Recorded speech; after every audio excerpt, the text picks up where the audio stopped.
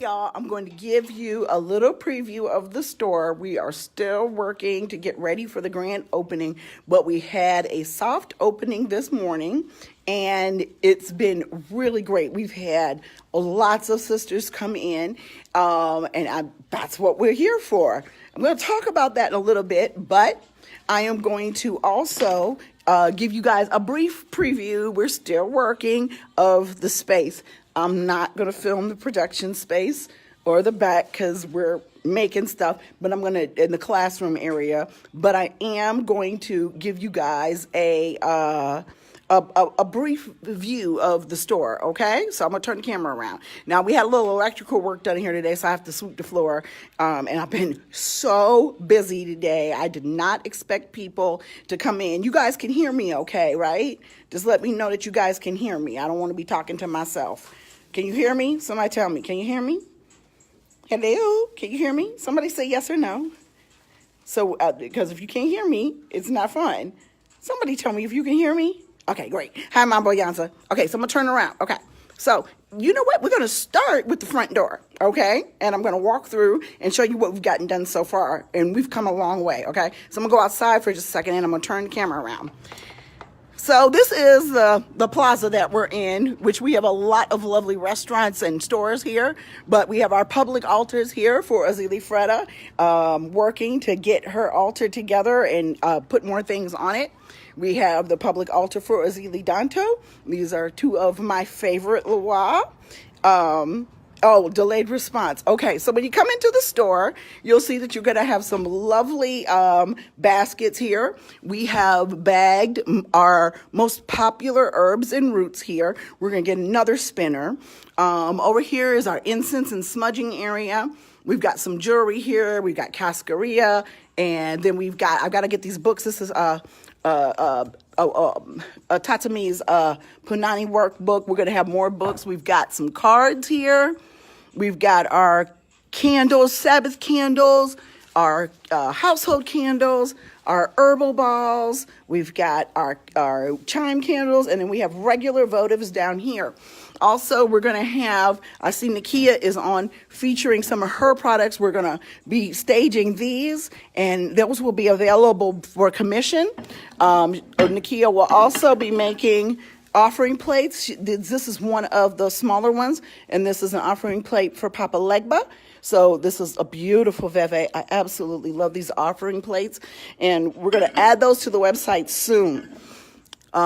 We've got more cards. We've got African goddess, black goddess, golden candles, more tea balls, 7-day candles here. We're going to be adding to that, pouring some more. This is our oils that we have here right now. There will be more. That's a plaque that Nakia Johnson makes, and she makes a whole bunch of different items. She's amazing. Hey, Josie, so that's our oil section for the Big Liz oils. We'll have we're adding on to these sections here. We've got a few places on the wall that we have to fix because my electrician came in today and took down existing wiring that's not here, so we'll be patching up these walls by next week. And so we have the cash register area over here where you can ring up. We have different crystal pendants on these trees, and we sell them with or without chains. This is the herb station. If the herbs are not bagged and you have something that we sell, we will, to order, bag up your herbs and roots for you. Our colognes, we're working on putting more of them up. This is our herb and root section, and that extends from here to down here, and it's going to get bigger in the next week. Yes, that's Nakia with the plaques, and we're going to be having more of her items here. This is going to be the waters and working roots area here. We're working on getting more of those products in. This is for all of our fixed votives. So as we make products and candles, we have our own fixed votives in all of the 50, I believe, Big Liz formulations. So that's Act Right, Do As I Say. You can see that all of our fixed votives are already fixed with roots. We've got some abalone shells. We've got some more jewelry from various artists. We've got spiritual soaps here for you. Here in the middle, Sweetgrass shopping baskets. The folks at the Dollar, I'm sorry, my phone was ringing because I went and bought every single pink basket they had at Easter time. We're working today to fill this entire carousel here. I found this on Facebook Marketplace for $45, and these cute little lights, and people have sent those to us off of our wish list, and I'm going to definitely thank and tag everybody in a photo album.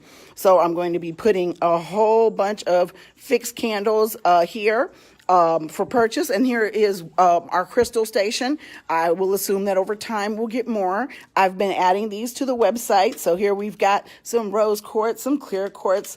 What is this? This is, oh, why I can't remember the name of this stone right now. Y'all, I'm tired. We got some amethyst here. We got rhodonite. We've got citrine, we've got red jasper, we've got euconite, we've got lapis lazuli, we've got argonite, we've got nephrite, we've got angelite, we've got sodalite, we've got bloodstone here, and we have, this is ancestral stone. Why I can't remember today right now. Some of them's on the website. And then we've got some hematite down here and some obsidian. And so we've got all of that stuff. So we're still working. I thought that it was going to be really slow today because I didn't announce the soft opening until the last minute. But this place has been on and popping since we opened. No, that's not Prenite. The light green, I know the name of it. I can sleep with it next to my bed, but I can't remember it. Serpentine. Jesus, like serpentine fire. Oh, we also have over here, meant to show you guys this. We're working to find good things to, put this stuff on the shelves, but these are our salt baths, and then these down here are our bath bombs. We're making more spiritual bath bombs. So we're working today to get more pricing on the shelf and work out bugs like my receipts ain't printing, so now I got to figure that out. But there's a second part to this that I wanted to talk to you guys about, okay? So I'm going to go over here by my cash register so I can keep my eyes on the door. And I'm going to tell you all about an experience that I've had a lot of times working as a spiritual advisor, as a teacher, and as a devotee of an African practice. Will you toss me a chair? One, because I'm tired. It's been a day, y'all. But I wanted to talk to you all about, why we're here, okay? And why I've always done this in this manner, and why I'm going to hold fast to my commitment to the religions of our people. This store is designed to have something for everybody. We're not limiting it to simply the ATRs, however, and hoodoo in our practices as Black people. However, just like the thing is not everything is for everybody. And for those who know me, you know that I've had these conversations. I'm a voodoo sant. If I was meant to initiate into another tradition, or if I'm meant to initiate into, thank you. That's just because I'm yellow and it's bright in here. But if you're meant to initiate into a tradition, you will be called by spirit. But let's keep in mind our belief systems. And I've already said, I'll close shop. I'll burn this motherfucker down if I betray my ancestors and our belief systems. So let's talk about this really quickly. I'm glad you love your bath bombs.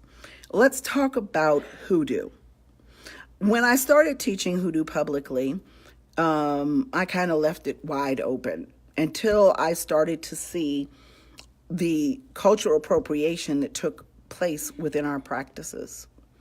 Very disturbing cultural appropriation. And I'm going to tell you the number one reason why. And don't hate the player, hate the game, okay? I don't care what anybody says. I know about a lot of different magical practices.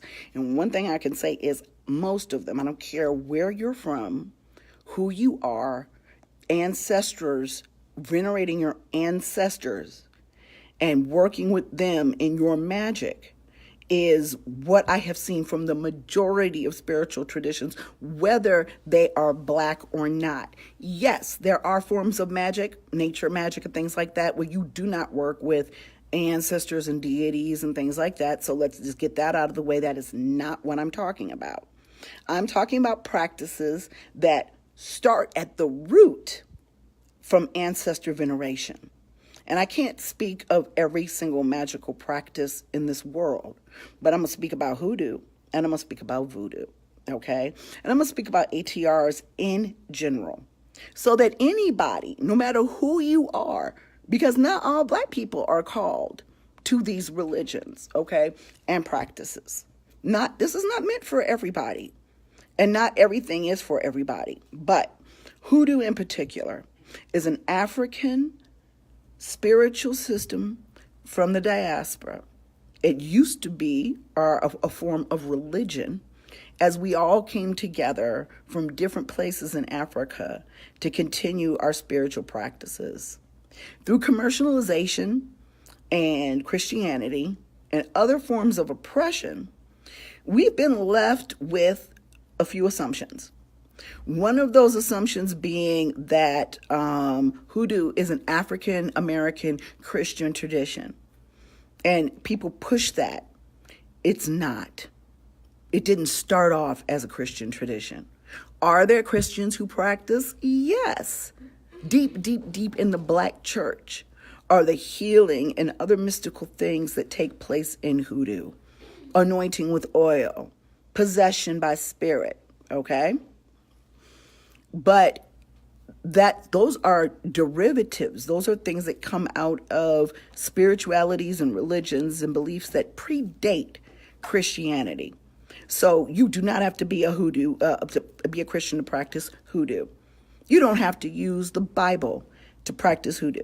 Let's stop and think about how we were not allowed to read and write, and the Bibles that we were given were heavily censored to make us believe that we were supposed to be slaves.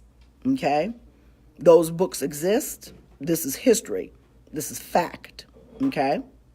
So the majority of people, including the slave owners, were not Christians to begin with, until Christianity got to be widespread as a tool of oppression. So it boggles the mind that they tell you that you can't have hoodoo without the Bible. And when I see Black people repeat that, it's problematic, okay? Because it's not true. Now, is the Bible part of hoodoo? Most certainly. Is Christianity and religious practices part of African culture? Well, considering where Christianity started, I would say yes in some places. But, and I was talking to somebody, and I can't take credit for this. Jessica Winston from House of Hoodoo was listening to a podcast by her where she was on the woman was not Black, and she was asking about people who try to practice religions and magical practices where they don't have any ancestors.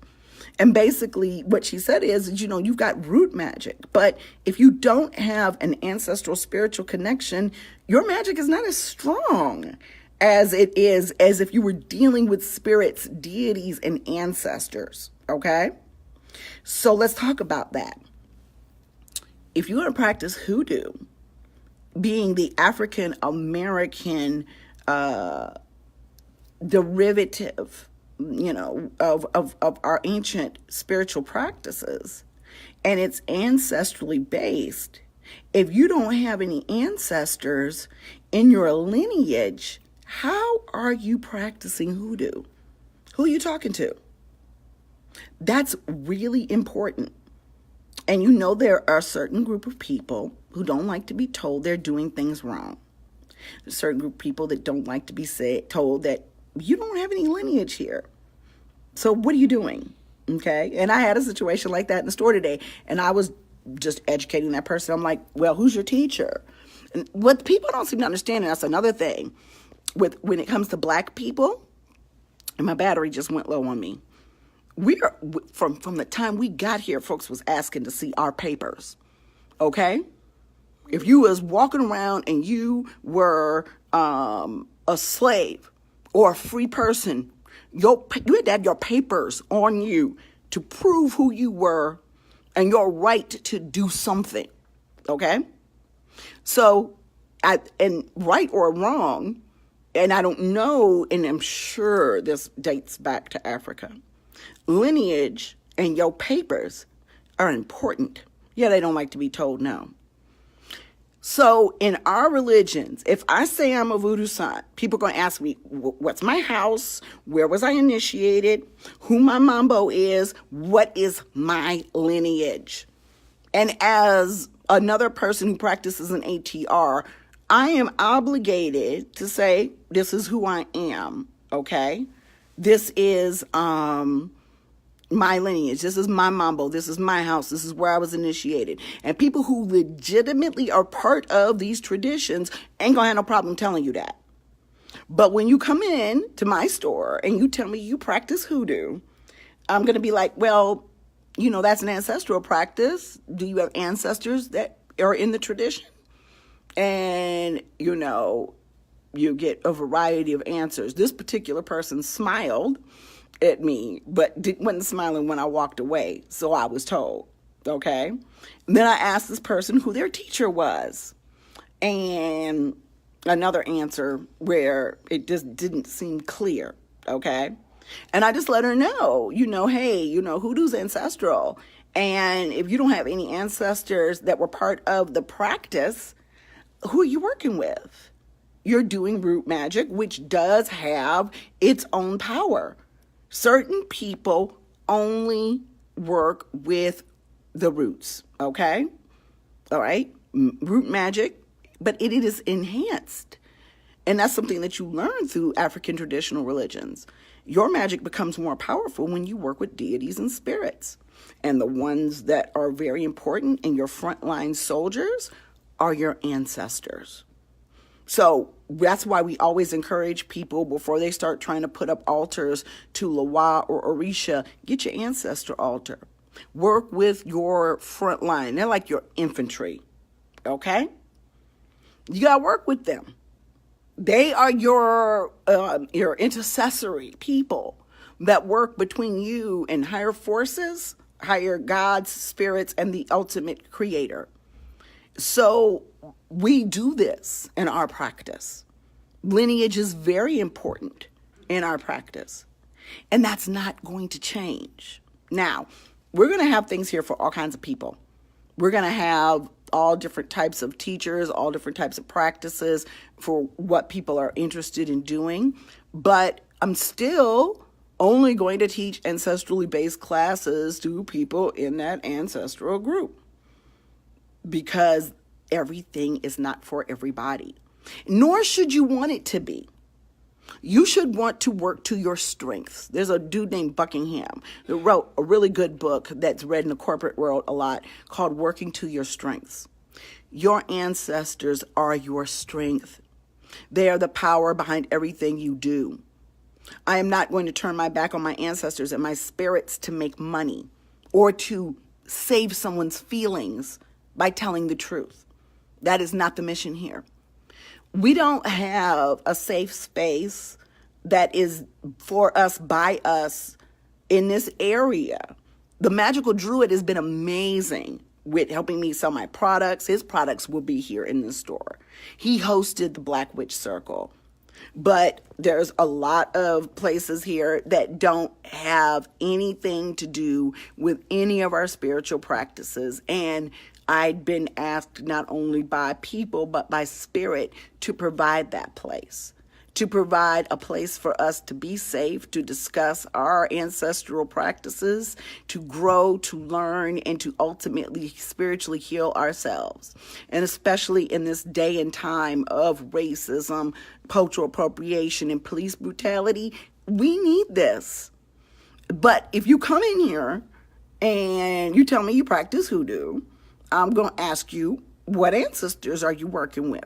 Do you have an ancestor altar? That doesn't matter. If you white, black, Hispanic, Latino, whatever, Indian, do you have an ancestor altar? Is the first thing I'm going to ask people, especially ones who claim they're in hoodoo. Second thing is, okay, you having an ancestor altar means that you also know who your ancestors are. Okay?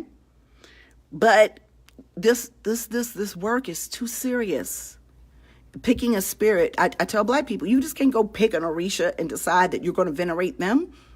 That's not how the system works. You have to respect a system.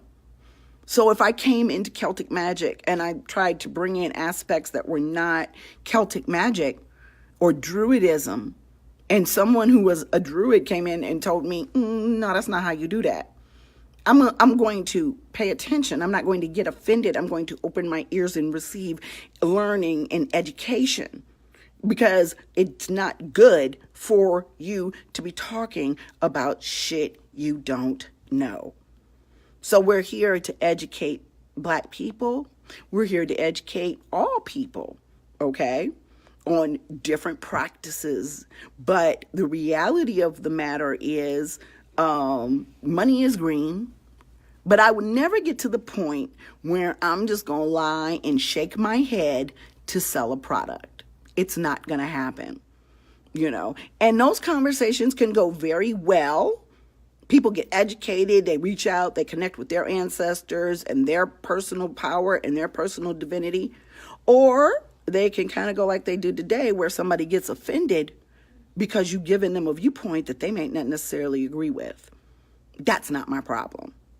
So, like I said, we're open. We have all different types of occult products. And through the melding of cultures, we use a lot of the same things. So, yeah, come one, come all. But if you come in here and you talking about you practicing hoodoo, I'm going to ask you about your ancestral lineage. I'm going to ask you, have you worked with your ancestors before? I don't care who you are. So don't get mad, okay? And my phone's about to die, and my voodoo sister's trying to get a hold of me. So love, peace, and Afro Grease. Stay Black. Love y'all. Take care.